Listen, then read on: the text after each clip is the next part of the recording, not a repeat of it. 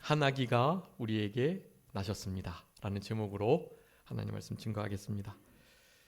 우리 성도님들께서 너무나 잘 알고 계신 말씀인데요, 우리 예수님께서 아기로 정말 힘없이 이 땅에 오신 것에 대한 이 귀한 복된 소식을 구약 시대였던 이 이사야 시대 가운데 이사야 선지자를 통해서 우리들에게 예언해 주고 계시는 말씀입니다.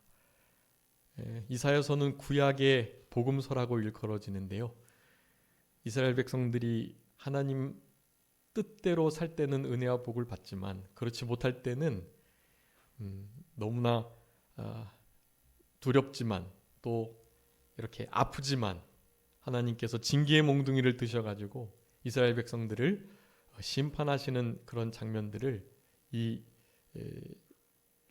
선지서에서 계속 반복해서 말씀해주고 계십니다. 이사야 선지자도 마찬가지인데요, 이사야 선지자가 말합니다. 하나님의 말씀과 뜻대로 하나님을 경외하며 살아가는 자들에게는 하나님께서 은혜와 복을 주실 것이고, 그와 같이 살지 아니할 때에는 아프고 힘들고 괴롭지만 하나님의 징계를 피할 수 없다, 그것을 말하면서 특별히 이스라엘 백성들에게 회복을 지금 말씀하고 있는데, 그 회복의 절정이 바로 예수 그리스도 메시아의 나심으로 그렇게 이어지고 있는 것을 우리들에게 교훈해 주고 계세요. 오늘 본문의 이 말씀은 우리 예수 그리스도께서 나시는 것, 그것을 나타내고 있습니다. 우리 예수님이 어떤 분이신지 본문의 말씀을 통해서 살펴보면서 그래야만 다시 오실 우리 예수님을 잘 맞을 준비를 할 수 있는 거예요. 그래서 우리 예수님이 어떤 분이신가, 오늘 12월 25일의 주인공이 우리 예수님이신데요, 그분을 조금 더 깊이 알고 성경대로 알고, 그리고 아는 것에만 그치는 게 아니라 우리도 예수님처럼 살아가야 합니다. 예수님과 같이 예수님께서 생각하시고 말씀하시는 것처럼 그렇게 우리는 생각하고 행동하고 말해야 합니다. 오늘 본문에 나오는 중요한 진리들을 우리 예수님을 본받아 예수님의 마음을 품고 살아가는 자들로 그렇게 점점 만들어지기 위한 아주 중요한 진리, 그리고 중요한 방편으로 여기시고, 오늘 본문에 나타난 이 귀한 신앙 성장의 요소들을 우리의 신비에 잘 새기는 우리들이 되었으면 좋겠습니다. 여러분, 한 아기가 이 땅에 태어났는데요, 그 태어나심이 그냥 그것으로 끝나는 것이 아니고 지금 이 시간까지 너무나 막대한 영향을 끼치고 있는 탄생입니다. 그리고 그분은 이제 다시 오실 거예요. 그러니까 예수님의 다시 오심을 잘 준비하시되 그분이 어떤 분인가를 잘 아시면서 그분을 좀 우리 마음에, 우리 중심에 잘 모시면서, 우리 초림 예수님이 지금 우리 심령 가운데 와 계시는데요, 그 예수님께서 이제는 어린 아기의 모습이 아닌 이제 진짜 심판주로서 이 땅에 다시 오실 거란 말이죠. 그러니까 그 예수님을 제대로 잘 영접하기 위해서는 오늘 본문의 이 중요한 예수님이 어떤 분인가를 제대로 잘 알아야만 그분을 잘 모실 수 있다, 잘 영접할 수 있고, 또 영접하기 전까지 우리가 잘 영접할 주님 심판대 앞에 설 준비를 잘 할 수 있다라는 것을 기억하시면서 오늘 본문의 다섯 가지의 아주 중요한 우리 예수님이 어떤 분이신가를, 그래서 그분을 어떻게 섬겨야 할 것인가를, 그리고 그분이 어떤 일을 행하셨는가를 그렇게 나타내주고 계시는데요, 여러분, 이런 말씀들 중에 특별히 제가 녹색으로 써둔 부분이 있어요, 주보에. 여러분, 특별히 이 부분을 제가 강조하려고 하니까요, 우리 예수님께서 이 땅에 오신 초림 예수로 오신 목적, 그 목적 중에 아주 중요한 부분이에요. 여러분 지금 이 부분을 우리들이 많이 놓치고 있습니다.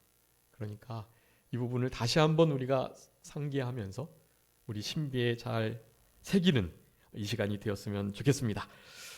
먼저 우리 한 아기, 그분이 이 땅에 태어나셨는데 그분은 어떤 분이신가 하면 큰 빛이시다라는 것입니다. 여러분 아기지만요 빛으로 나신 거예요. 여러분 이스라엘의 역사 중에 어떤 한 아기의 탄생이 아주 큰 경계의 점이 되는 탄생들이 좀 있었어요. 그 중에 대표적인 것은 우리 모세의 탄생이라고 하겠습니다. 모세. 애굽에 고통받는 그 이스라엘 백성들이 바로 그 아브라함에게 약속하셨던 너희들이 400년 동안 이방에 객이되어 있을 것인데 400년 이후에 하나님께서 한 선지자를 보내시겠다는 말씀을 하신단 말이죠. 바로 그 주인공이 모세였고 아브라함 이후로 그렇게 4대를 지나서 모세가 탄생하게 된 것이 모세의 탄생을 기점으로 모세의 아버지 어머니 특별히 그 요게벳은 모세가 어떠한 자인지 분명하게 깨달았던 거예요. 그래서 그를 애굽 사람들이 이제 이스라엘이 너무 번창하니까 모세가 났을 그 즈음에 모든 이들 남자들을 다 죽이는 그런 법들이 있었단 말이에요. 나일강에 던지고 처음에는 산파들에게 여자는 살리고 남자는 죽이라는 명령을 했었잖아요. 그런 모든 일들이 지나가고 난 다음에 결국에는 모조리 죽게 되는 일들이 있었던 것이 여러분 지금 이 시대는요 마치 애국과 같아서 믿는 모든 이들을 사실은 다 죽이려고 하는 시대에 있어요. 여인도 그렇고 남자도 그렇고 다 생명을 가진 그런 이들인데요. 특별히 남자를 더욱더 그렇게 성경에서는 표시하고 있어요. 생명이 있는 믿음을 가진 남자들을 다 죽이라는 거예요. 네. 여인도 생명을 가지고 있는데 그 생명은 남자에 의해서 결정이 되잖아요. 남자가 아프리카 사람이면 주로 아프리카 사람이 되고요. 네, 다 그런 거예요 원래. 그렇기 때문에 남자를 다 죽이고 여자만 살려둬도 그 여자는 애굽 사람들하고 이렇게 결혼하게 되면 애굽 자녀들을 낳게 되는 거니까 남자만 죽이면 되는 거예요. 그래서 남자들을 다 죽였단 말이에요. 그때에 모세가 살아났어요. 갈대 상자에 역청을 치라고 하나님께 삶을 맡기며 여러분 혹시 요게벳의 노래라는 찬양 아시나요? 예. 그 찬양 들으면 들을수록 너무 감동이 되고요. 나중에 그 찬양도 한번 이렇게 배웠으면 좋겠는데 잘 몰랐는데 집사람이 이제 유튜브를 막 이렇게 보면서 막 펑펑 울면서 유튜브를 보는 거예요. 보는데 그게 이제 찬양이었던 거죠. 근데 그 무슨 이렇게 이집트 왕자 애니메이션하고 이렇게 그 노래를 입혀서 근데 막 펑펑 울면서 그 노래를 들어요. 그래서 아니 이 사람아 그런 거 그렇게 찬양을 듣고 그렇게 펑펑 울면 어떡하냐고 그러면서 도대체 뭘 그렇게 듣고 있냐고 그러면서 이제 같이 저랑 유튜브를 이제 보면서 이제 찬양을 들었는데요. 저도 같이 울면서 얼마나 그 모세를 떠나 보내는 요게벳의 마음이 잘 담겨 있던지. 예. 그런데 그 모세를 갈상자에 떠나 보내면서 뭐라고 고백을 합니까 요게벳이? 내 아들의 갈대상자에 지금 마구 파도에 휩쓸려 다니는 우리 아들의 저 삶을 누구에게요? 나의 아버지, 나의 주인에게 맡긴다고 말하는 거예요. 사실은 내가 어떻게 아들을 잘 키우겠다 해야만 한 상황인데 그냥 죽음에 내몰면서 그 모세의 삶을 주님께 맡긴다고 하는 거예요. 여러분 어머니가 사실은 그러기가 어렵잖아요. 태어날 때 얼마나 아름다운 모세였는데요. 뭔가 하나님의 뜻이 있었던 인물이 분명했다고요. 그런데도 상황은 그 모세를 죽게 했다라는 거예요. 그렇지만 하나님께서는 죽게 내버려 두지 않으시고 반드시 살려내시고 하나님의 선하신 섭리 속에 그 모세를 애굽의 왕자로 삼게 해주셨던 것이에요. 여러분, 이런 어마어마한 섭리가 있었던 우리 모세의 탄생, 모세가 그렇게 탄생해서 40세가 되기까지 또한 기다림이 있었고 40세 이후에 사실은 하나님께서 이끌어내려 하시는 중요한 사명이 있었지만 혈기를 부리고 자기가 어떻게 해보려다가 도리어 사람을 쳐 죽이고 도망하는 신세가 되었던 것입니다. 그래서 위대한 광야 생활을 역시 40여 년 동안 하다가 사실은 80세 할아버지가 돼서 진짜 부르심을 입고 이제 그때로부터 이스라엘 백성들을 애굽에서 건져내서 40년 광야 생활을 지내면서 그렇게 120살까지, 그렇지만 광야를 통과하고 가나안에는 또 못 들어갔죠. 그런 아주 중요한 이정표를 걷던 족장 시대를 마무리하고 이제는 사사 시대를 거쳐 왕정 시대를 거치게 하는 그 분기점이 됐던 인물이 바로 모세라는 거예요. 여러분, 이 한 아기가 났다라는 것은 사실 아주 중요한 의미를 갖는 거예요. 여기에 이 아기는요, 큰 빛으로 오셨다는 것이 중요한데 그 빛된 사명을 감당할 만한 획을 긋는 태어남이 있다라는 것이, 모세도 그랬고 우리 블레셋에게 늘 고통받았던 모압이나 암몬 이런 이들에게 늘 이렇게 힘들게 고통을 받았던 사사시대에도 삼손이 태어날 때, 또 사무엘이 태어날 때, 여러분 그런 태어남은 우리들에게 아주 중요한 통찰을 허락해 줍니다. 여러분이 한 사람이 태어났는데 그 사람은 보통 사람이 아니었고 어린 아기로 태어났지만 그 아기 예수님께서는 큰 빛이셨다라는 사실. 여러분, 우리도 태어나자마자 빛된 자들이나 마찬가지예요. 여러분, 우리 한 사람 한 사람은 빛된 자녀들입니다. 그러니까 이 어둠의 시대 속에 그냥 살아갈 자들이 아니고요. 하나님께서 한 사람 한 사람 너무나 귀한 뜻을 가지고 계세요.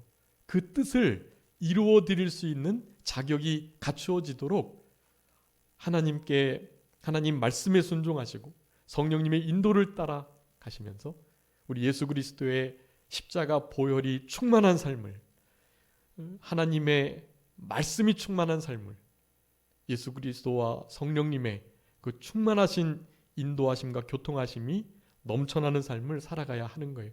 여러분, 이 시대는 그런 것을 못하게 하고 있어요. 우리의 눈을 가리우고 어두움 가운데 있게 하고.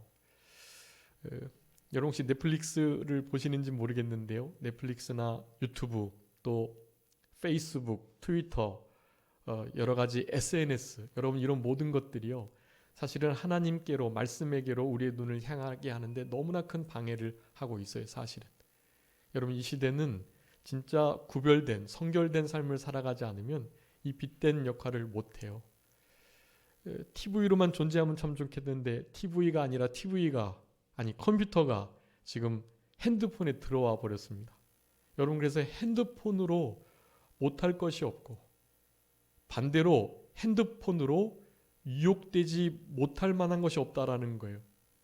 여러분, 이 핸드폰 앞에서의 나의 태도와 나의 삶이 진짜 나의 경건을, 나의 영성을 드러내는 거거든요. 여러분, 핸드폰을 정말 주의하셔서 삼가 조심하시면서 사용하셔야 돼요. 내 눈에 언약을 맺으시고 보지 않아야 할 것은 보지 마시고 듣지 않으셔야 할 것은 듣지 마시고, 또 이용하지 않아야 할 것들은 이용하지 않으면서 살아가셔야 해요. 여러분, 하나님 앞에 결단하시고, 우리 예수님은 눈이 범죄하거든 어떻게 하라 그러셨어요? 눈을 빼버리라고 그랬단 말이에요. 너무 극단적이지요. 손이 범죄했으면 어떻게 하라 그러셨죠? 손을 잘라버리라고 그랬단 말이에요. 다리가 범죄하면요, 다리도 끊어버리는 거예요. 여러분 사실은 그렇게 끊고 뽑아내고 잘라내지 않으면 거룩함을, 그래서 빛된 사명을 감당할 수 없어요. 하나님께서 우리들에게 요구하시는 것은 성결입니다. 여러분 그 성결이 없으면 빛을 드러낼 수가 없어요. 우리 안엔 이미 빛 대신 주님이 와 계시거든요. 그러니까 우리가 빛이에요. 그런데 그 빛을 우리 육질의 부패성이, 나의 욕심이 가로막고 있단 말이에요. 그 부패성을 늘 깨트려야만 합니다. 사도 바울이 난 날마다 죽노라 그런 거예요. 나를 쳐서 복종케 했다고 말하는 거예요. 여러분 이런 삶이 답보되어야 빛된 사명을, 빛의 자녀로서의 삶을 살아갈 수 있는 거예요. 여러분 우리가 빛이라는 것은 변함이 없지만 사탄에게 넘어지고 또 우리 욕심에게, 세상의 풍조에, 세상의 시대 사조에 끌려다니면 여러분 결코 아기 예수로 태어난 우리 주님께서 나타내셨던 그 큰 빛의 복된 사명을 우리는 감당할 수 없어요. 우리가 그 빛을 드러내야 할 자인데 도리어 우리가 어둠에 삼켜져 살아간다면 여러분 정말 큰 손해를 입는 거예요. 우리도 손해고 우리를 통해서 그 빛을 인하여 주님께로 올 수 있는 사람이 못 오게 되니 여러분 큰 손해란 말이에요. 여러분 그러니까 우리가 경건하게 성결되게, 성결이라는 게 참 좋은 단어인데요.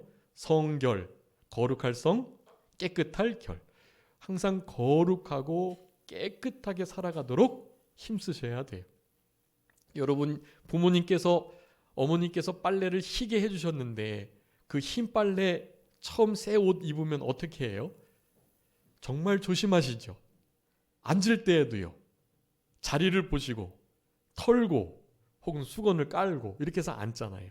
그러다가 좀 더러워지면 이제 뭐 털썩털썩 주저앉기는 하지만 주님께서 우리를 사실은 아주 깨끗하게 죄를 없애주셨단 말이에요. 그러니까 우리는 적어도 깨끗하게 살아가야 할 의무가 있는 자들이에요. 세상에게 지지 마시고 세상을 본받지 마시고 빛된 자녀로 큰 빛으로 이 땅을 살아가시는 우리들이 되어야 되겠습니다. 우리 아기 예수님을 더 분명히 알고 그 더 이상 아기 예수님이 아닌 심판주 예수님을 우리가 제대로 맞이하기 위해서는 큰 빛의 역할을 감당하셨던 예수님과 같이 우리도 빛된 사명을 잘 감당하는 우리들이 되어야 한다라는 사실입니다. 여러분 거기 제가 주보에다가요 말씀을 쭉 써놨거든요. 우리 집사람이 너무 말씀 많이 쓴다고 임팩트 있게 한 구절만 딱딱 해서 했으면 참 좋겠다고 이제 그랬는데 저도 참 그러고 싶은데요. 이것을 이렇게 써둔 것은 이런 말씀 중에 우리 성도님 개개인에게 하나님께서 성령님의 역사로 임팩트 있게 다가올 말씀이 있어요. 그러니까 이 말씀들을 다 찾아보세요.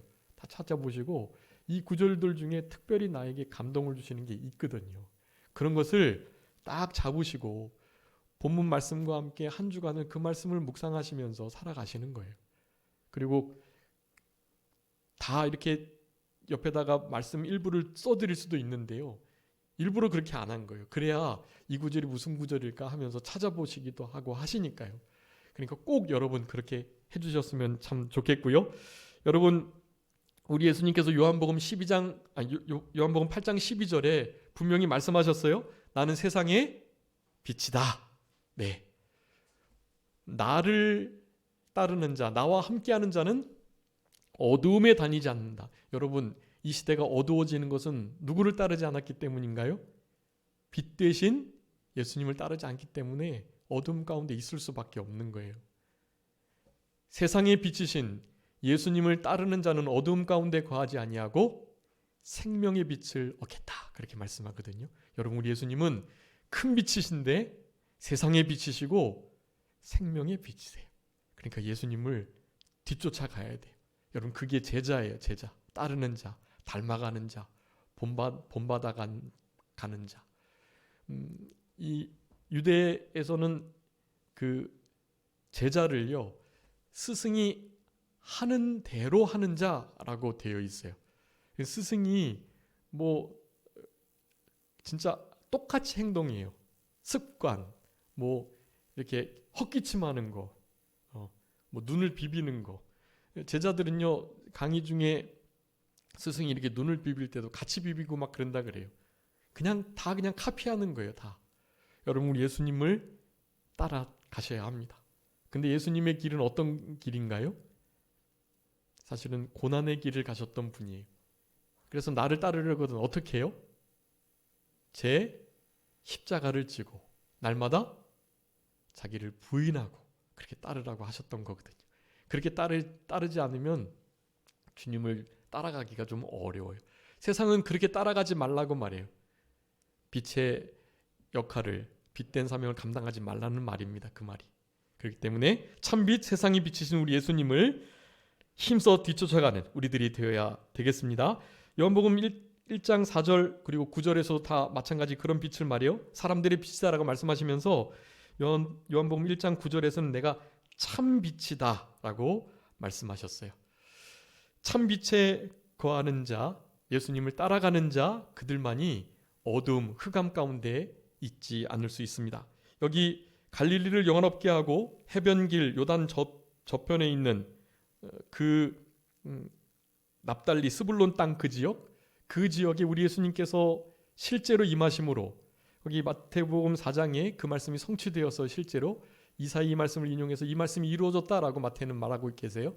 그런데 그렇게 큰 빛이 비춰졌는데 그 빛 가운데 거하지 못하는 아주 중요한 그 이유를 이렇게 성경은 말씀합니다. 여러분 중요한 말씀이니까요. 한번 읽어주세요. 시편 107편 10절 11절입니다.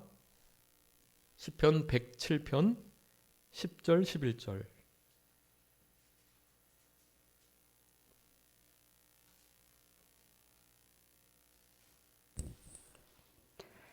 사람이 흑암과 사망의 그늘에 앉으며 곤고와 쇠사슬에 매임은 하나님의 말씀을 거역하며 지존자의 뜻을 멸시함이라. 아멘. 여러분 왜 사람이 흑암 그리고 사망의 그늘 아래 앉아서 곤고함 가운데 그 쇠사슬에 매여 있게 된다고 말씀합니까? 그것은 하나님의 뜻을 하나님의 말씀을 거역하고 또요 그 하나님 지존자의 뜻을 멸시했다라는 것입니다. 여러분 하나님의 말씀은요 뭐 우리 뒤에 있는 지존자의 뜻과 내나 같은 것이긴 하지만요 하나님의 말씀이라고 하면은요 이제 창세기 1장 1절부터 시작되는 거잖아요. 창세기 1장 1절에 뭐라고 돼 있어요? 태초에 하나님이 천지를 창조하시니라. 여러분 이 말씀을 믿으면 성경 전체가 믿어지는 거거든요. 근데 이 시대는 이 말씀을 믿지 않아요. 그래서 세상이 어떻게 만들어졌다고 말합니까? 스스로 자연이 이루어졌다고 말해요. 그냥 우연히 이루어졌다고 말하는 거예요. 여러분 우리가 고등학교 이제 중학교 학생들 특별히 대학교 가면 더 심한데요. 중고등부 우리 학생들 학교에서 과학 배우면 이 지구는 아주 크나큰 시간이 흘러서 만들어졌다고 말을 하면서요. 그러면 시간이 그렇게 흐르기 전 최초 그 어느 시점 말이에요. 그 시점을 잡을 수가 없어요. 그 시점을 반복할 수 없기 때문에 과학이 안 되거든요. 그럼에도 과학적이라고 말해요. 지금 지구가 어느 특정한 환경 속에서 어떠한 큰 힘이 주어져 가지고 최초의 어떤 생명체가 탄생했다는 거예요. 파티클, 작은 입자가 생겼는데 그 입자가 또 어마어마한 시간을 흘러서 조금씩 발전해 가지고 점점 진화를 거듭해서 인간이 되었다. 그렇게 말해요. 그 시간을 보통 한 450억 년 전, 600억 년 전, 요즘에는 어떤 학자들은 조 단위까지 올라간다 그래요. 사실은 조의 시간이 흘러야 그 정도 될 수 있다. 이렇게 말을 한단 말이죠. 여러분 얼마나 과학적인가요? 그게 비과학적이에요. 여러분 미국에서는 창조학이라고 표현해요. 창조학. 창조는요 아주 과학에 가깝다는 뜻이에요. 그런데 진화는요 진화론이라고 되어 있어요. 아직도. 진화는 론이고요. 창조는 학이에요. 론보다 학이 훨씬 더 과학적이라는 거예요. 이 론은요, 이론이고 아직 제대로 증명되지 않았다는 뜻이거든요. 여러분, 미국에서는 창조학을 가리키고 있어요. 그냥 진화론을 부수적으로 가르치고 있고요. 그런데 세상은 진화론을 따라서 돌아가고 있습니다. 얼마나 비과학적으로 사실은 살아가는 거예요. 그들도 믿음의 영역이 있는 거고 사실은 우리도 믿음의 영역이 있는 거거든요. 기왕이면 좀 더 과학적인 창조학을 믿으시는 게 훨씬 더 지혜로운 일이라고 할 수가 있어요. 여러분, 태초에 하나님이 천지를 만드셨다라는 이 중요한 말씀을 믿지 못하는 시대, 하나님의 말씀을 거역하는 시대라는 거예요. 여러분, 이것이 거역되니 창조의 규례들이 몇 가지 있는데요. 그 중에 하나는 바로 가정이에요. 가정. 여러분, 가정은 어떻게 이루어집니까? 한 남자와 한 여자로 이루어지는 거예요. 왜냐하면 하나님께서 아담과 하와를 만드셨기 때문에 그래요. 근데 지금은 한 여자, 한 남자로 가정이 이루어지지 않아도 된다. 그렇게 말하고 있어요. 남자 가정, 여자 가정, 이것도 괜찮다. 그렇게 말하는 거예요. 그리고 성도요, 남자, 여자, 양성이 있는 것이 아니라 그냥 성평등을 주장하며 성은 남자와 여자뿐 아니라 그 사이에 아주 많은 성이 있다. 유엔에서는 52가지를 분리해 놨어요. 낮에는 여자, 밤에는 남자. 그리고 기분이 좋을 때는 여자, 기분이 나쁠 때는 남자. 남자의 모습을 가지고 있지만 여자, 여자의 모습을 가지고 있지만 남자. 이런 50몇 가지의 성이 나눠져 있어요. 그리고 내가 나의 주체적으로 내 몸은 내 거니까 내가 남자로 태어났지만 나는 여자인 것 같다고 느끼면 여자로 수술을 할 수 있는 거예요. 그래서 실제로 남자가 여자로 수술한, 여자가 남자로 수술한 이들을 휴먼, 트랜스젠더라고 말하는 거예요. 트랜스도 많이 있어요, 종류가. 그래서 50몇 가지가 있단 말이에요. 여러분, 이런 것이 아주 분명하게 하나님의 말씀을, 창조의 원리를 거역하고 있는 것입니다. 여러분, 그렇게 말씀을 거역하는 자 어떻게 된다고요? 흑암 가운데, 공고함 가운데, 쇠사슬에 매여 어두움 속에 있을 수밖에 없다라는 거예요. 그러니까 우리는 얼마나 밝은 빛 가운데 있는 정말 복된 인생길을 걸어가는지 몰라요. 여러분, 우리는 그런 은혜를 입은 자이고 그런 은혜를 주시기 위해서 여러분, 우리 하나님이신 예수님께서 아기 예수로 이 땅에 빛으로 나타나셨던 것입니다. 이런 어두움, 흑암에서부터 우리를 건져내시고 곤고함과 매여있는 올무에 걸려있는 우리들, 여러분, 올무에 걸린 자가 빠져나오건 너무 어려워요. 여러분, 올무에서 어떻게 빠져나올 수 있나요? 올무에 걸린 그 부분을 잘라내야 겨우 빠져나오는 거예요. 잘라내도 목숨 사는 게 중요하니까 잘라내야만 하는 거예요. 우리 주님께서는 바로 그 일을 이루시기 위해서 사실은 죽으러 이 땅에 태어나신 것입니다. 여러분, 우리는 의무가 있어요. 하나님의 말씀을 거역하지 않아야 할 의무. 그리고 지존자의 뜻, 그 뜻을 멸시하지 않아야 할 의무가 있습니다. 여러분, 지존자의 뜻 중에 최고의 뜻은요, 예수 그리스도 이름을 먼저 믿는 것과 그리고 그가 명령하신 대로 뭐 하는 거요? 사랑하는 거. 여러분, 사랑하는 것이 그분의 뜻입니다. 지존자의 뜻이에요. 예수님의 이름을 믿고 사랑하는 것. 요한일서 3장에서 말씀하고 계세요. 여러분, 우리는 그 명령을 따르고 그 뜻을 이루어드리는 우리들이 되어야 하는 것이에요. 큰 빛으로 이 땅에 오셨다라는 것입니다. 그 한 아기는요. 두 번째는요, 그 한 아기는요, 말 그대로 한 아기로 오셨다라는 거예요. 여러분, 이 한 아기가 참 중요한 의미를 갖는데요. 정말 보잘것없이 우리와 다르지 않게 그런 뜻이에요. 우리 예수님은 진짜 사람이셨다라는 의미입니다. 그리고 여기 오셨다라고 표현되어 있는데요. 우리 이 6절에 보면 우리에게 낮고 이렇게 표현하고 계시잖아요. 났다. 여러분 이것이 과거 시제. 그러니까 이거 뭐 아직 나지도 않았는데 났다고 이미 과거를 기록하고 있는 거예요. 여러분 구약 성경을 읽으실 때 사실은 시제가 많이 헷갈리시는데 특별히 예언에 관한 부분에 대해서 과거 시제로 기록해 두는 경우들이 아주 많은데 그것은 미래에 너무나 확실히 일어날 일이기 때문에 과거를 기록해 두는 거예요. 그래서 오셨다, 났다라고 말하는 것은 진짜 과거에 반드시 이루어질 일이다라는 것을 드러내는 것입니다. 한 아기가 나셨다. 반드시 이루어진다는 거예요. 모세가 태어났듯 사무엘이 태어났듯 그렇게 반드시 이루어질 중요한 사건이라는 것을 말하는 것이에요. 그런데 오셨다라는 것이 중요하고요. 우리가 갈 수 없고 그분이 오셔야만 된다는 사실. 그러니 우리에게 오신 그분을 우리는 배반하지 말고 그분을 멀리하지 말고 그분과 같이 가깝게 지내는 우리들이 되어야 된다는 것을 우리들에게 교훈해 주신다고 하겠습니다. 누가복음 2장에 보면 강보에 쌓여 구유에 누인 아기를 보리니 그게 징조가 되겠다. 표적이 되겠다. 천사들이 이 바깥에서 양떼를 지키던 목자들에게 한 말이, 목자들은 그 말을 듣고 빨리 달려갔더니 정말 마리아와 요셉이 있고 그 옆에 구유에 누인 아기가 있었다. 그래서 그에게 경배하고 돌아갔다라고 말씀하고 있어요.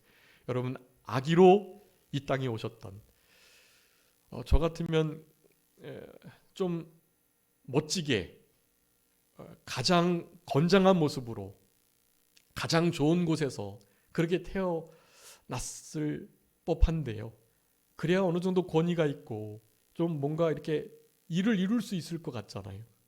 여러분 한 아기로 오셨다는 것은 정말 우리의 모든 삶을 다 체휼하시려는 대제사장적 마음을 가지셨던 우리 예수님이셨다라는 것을 또한 나타내 주시기도 합니다. 그러면서 세 번째 어떤 분이신지를 표현할 때 한 아들을 주셨다라고 표현하면서 이 아들은 당연히 독생자 하나밖에 없는 아들이라는 것, 그것을 우리가 기억하셔야 되겠습니다. 아들이 열이 있어도 열아들, 한 아들이라도 여러분 희생하실 수 있으신가요? 결코 없습니다. 그런데 한 아들일 경우는 더욱더 어렵죠. 근데 우리 하나님께서는 하나밖에 없는 독생자 그분을 우리를 위해서 이 땅에 화목제물로 보내주셨다는 것입니다. 한 아들을 주셨다. 여러분 차라리 우리가 죽으면 죽었지 자녀를 희생하는 데 내버려 둘 수 있는 부모가 정말 없는 거예요. 근데 우리 하나님께서 그 일을 하신 거예요. 그러니 얼마나 감사해요. 우리도 주님을 위해서 아들을 주신 하나님을 위해서 우리도 정말 가진 것을 다 드리고 또 주님께 드려야 할 것, 받고 싶으신 것 뭐 없으십니까? 하는 우리들이 되어야 한다라는 사실입니다. 자, 한 아들을 주셨는데요. 그 한 아들을 주시는 그 모든 행위가 우리들에게 하나를 가리키고 있어요. 이렇게 큰 희생을 치르셨다는 것, 바로 우리를 향하신 측량할 수 없는, 조건 없는, 실패하지 않는, 정말 한이 없고 끝이 없는 하나님의 무한하신 사랑을 드러내주고 계신다. 그러니 한 아들을 주셨다라는 이 말씀을 생각하면서 우리가 취해야 할 태도는 우리도 사랑으로 희생하며 살아가는 자들이 되어야 될 것을 생각해야 한다라는 사실입니다. 그래서 에베소 5장 2절 사랑 가운데 행해라, 고린도전서 16장 14절 사랑으로 행해라, 베드로전서 1장 22절 4장 8절 피차 뜨겁게 서로 사랑해라, 그렇게 말씀해요. 여러분 우리의 일은 사랑하는 일뿐이에요. 히브리서 13장 1절에 말합니다. 형제 사랑하기를 계속해라. 여러분 사랑밖에 없습니다. 성탄절의 핵심은 사랑이에요. 그 사랑이 있었기 때문에 이와 같은 일들이 가능한 거예요. 큰 빛으로 한 아들을 보내주시는 그 역사가 사랑으로 이루어진 거예요. 예수님도 사랑이시고 우리 하나님도 사랑이시고, 여러분 그 사랑을 받은 우리들, 사랑이 빚을 졌기 때문에 우리는 무슨 일을 하든 사랑으로 하셔야 돼요. 여러분 우리 교회 안에서 또 직장 안에서 사업장 가운데 그리고 일가 친척들, 가족들 안에 또 우리 지역 사회 이웃들과 친구들 가운데 여러분 우리는 무조건 사랑으로 행해야 할 자들이 그래서 성탄절을 맞아서 진짜 이 큰 빛으로 한 아들 그 아기를 보내주셨던 우리 하나님의 사랑을 생각하시면서 여러분 남은 때는요 진짜 사랑으로 행하셔야 돼요. 사랑 가운데 사랑으로 피차 뜨겁게 무엇보다도 사랑하라는 거예요. 여러분 말세가 됐을 때 더욱더 무엇보다도 사랑하라고 우리 주님 우리들에게 명령하셨습니다. 여러분 그 명령을 우리가 지켜나가는 우리들이 되어야 합니다. 사랑 우리가 할 수 없다고 늘 말씀드렸죠. 우리 안에 성령으로 말미암아 그리스도의 사랑이 부어져야 가능한 거예요. 주님께서 나를 위해서 목숨을 버리셨다는 사실. 그러니 우리도 사랑하는 것이 마땅하기에 우리는 실제로 사랑을 아주 실제적으로 실천적으로 실행해 나가는 우리들이 되어야 하는 것입니다. 네 번째입니다. 그 어깨에 정사를 매셨다. 여러 가지 이름으로 그래서 일하셨다라고 말씀하고 있어요. 여러분 거기 이사야 5장 20절하고 이사야 60장 2절에 거기에 지금 현재 예수님께서 다스리지 않으시는 이 악한 세력이 주관하는 이 세력이 어떤지를 그 두 말씀이 우리들에게 나타내주고 계세요. 악을 선하다 하고 선을 악하다 하고 광명을 흑암이라 하고 흑암을 광명이라고 하고 쓴 것을 달다고 하고 단 것을 쓰다고 하는 시대 속에 우리 살아가고 있어요. 여러분 우리가 빛된 자로 우리 주님의 이 정사, 주님의 다스림, 통치를 받지 않으면 여러분 우리는 이런 속임에 그냥 넘어갈 수밖에 없어요. 그래서 이사야 60장 2절에 그렇게 말해요. 어두움이 캄캄함이 만민을 가리고 이 땅을 덮었다 그렇게 말해요. 여러분 지금 딱 그 시대예요. 여러분 깨어서 제대로 진리 가운데 빛된 사명을 감당하며 빛 가운데 거하지 않으면요. 그냥 어두움에 묻혀서 그냥 다른 믿지 않는 이들과 함께 떠내려갈 수밖에 없어요. 여러분 진짜 깨어 계셔야 합니다. 빛 가운데 계셔야 돼요. 성결함을 유지하시고 우리 주님께서 다스리시는 이 정사, 이 통치를 온전히 받아 나가시는 우리들이 되어야 됩니다. 특별히 그 이름을 우리가 의지하면서 살아가셔야 돼요. 자, 기묘자라는 것은 우리의 생각 밖에 일을 하시는 분 그런 의미예요. 측량할 수 없어요. 여기 기묘와 모사가 같은 맥을 같이 하고 있습니다. 묘사 원더풀이라고 하는데요. 요에츠 히브리어로는 그런데 이것은 우리가 범접할 수 없는 지혜와 지식, 총명 그런 것을 가리키는 거예요. 기묘자 또 모사는 이제 카운셀이라고 하는데 카운셀러가 모사와 같은 일을 하는 것인데요. 그 기묘는 원더풀 정말 특별하고 위대한 그런 의미를 가져요. 여러분 우리 예수님은 성육신 하신 것이 그러니까 도성인신 동정녀의 몸으로 탄생하신 거 십자가에 죽으셨지만 부활하신 거 여러분 이런 모든 것들이요. 그분이 얼마나 기묘자이고 모사이신 것을 나타내 주시는 거예요. 여러분 우리가 어떻게 십자가에 죽으실 것과 부활하시는 그것으로 구속을 완성하실 줄 어떻게 알았겠어요? 사탄도 자기네들이 승리한 줄 알았단 말이에요. 예수님이 십자가에 죽으셨을 때. 그런데 우리 하나님의 이름 우리가 측량할 수 없고요. 그래서 감히 헤아릴 수 없어요. 여러분 이런 분이 우리의 아버지시고 우리의 맏형이 되신다는 게 얼마나 든든하잖아요. 그러니까 여러 가지 어려움이 있어도 기묘자, 모사가 되시는 우리 주님께 모든 것을 맡기시면 진짜 세상의 통치를 더 이상 받지 않고 우리 주님이 다스리시는 그 은혜 가운데 우리가 살아갈 수 있게 되는 것입니다. 그러면서 전능하신 아버지, 하나님, 영존하신 아버지라고 표현해요. 자, 여러분 우리 예수님이 삼위일체 하나님으로 아버지신 거 아시죠? 하나님인 거 아시죠? 여러분 이것을 잘 기억하셔야 돼요. 우리 예수님이 하나님이시고 진짜 아버지시란 말이에요. 아버지 하나님, 성부 하나님 계시잖아요. 예. 그건 우리의 사실은 이성으로 이해하기가 좀 어려워요. 삼위일체는. 그렇지만 성경에서 그렇게 말하면 믿는 거예요. 우리 하나님은 아들 하나님이신가 동시에 아버지 하나님도 되시는 거예요. 여기 영존하신 아버지라고 표현하잖아요. 예? 전능하신 하나님.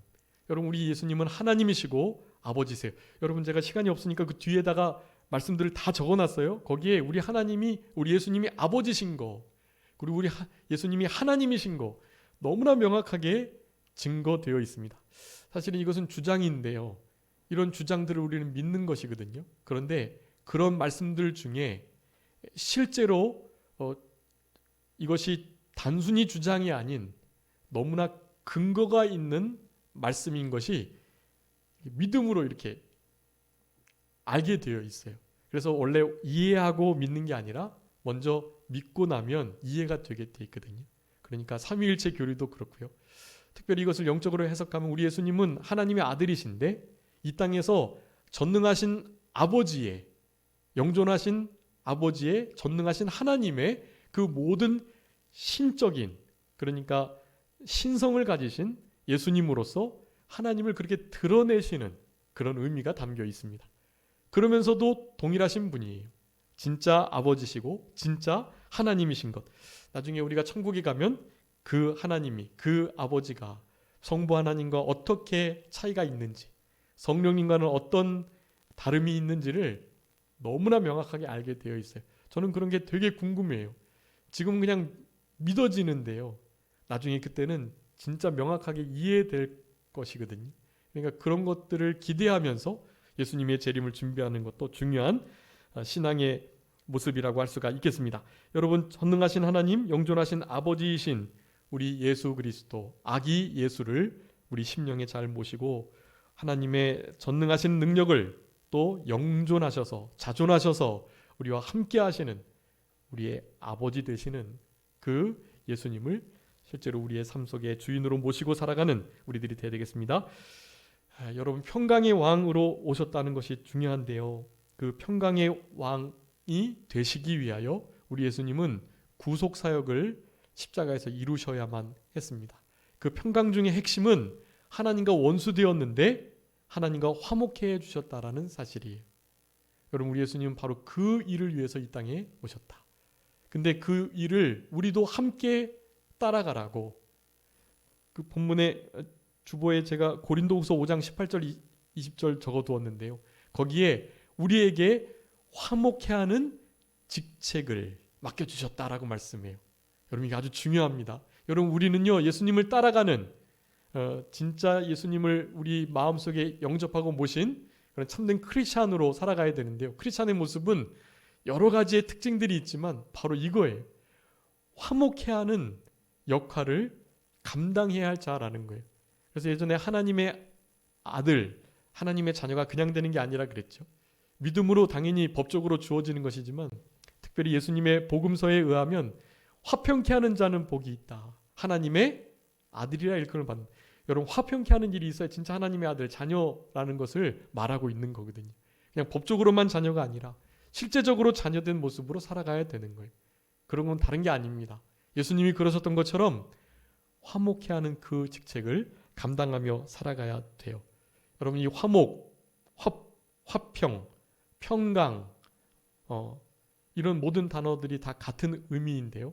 그래서 여러분, 여기 그 녹색으로 제가 기록해 두었으니까요. 여러분, 이것이 우리의 의무이고요.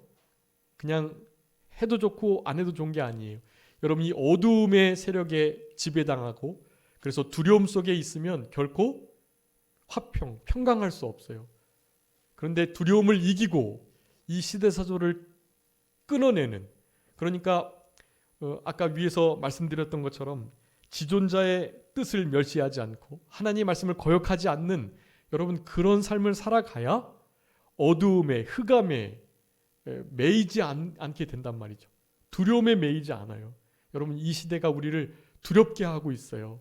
사탄은 우리를 죽음으로 두렵게 한단 말이에요. 여러분, 이 코로나의 일도 마찬가지예요. 전 세계적으로 일어나고 있는데요.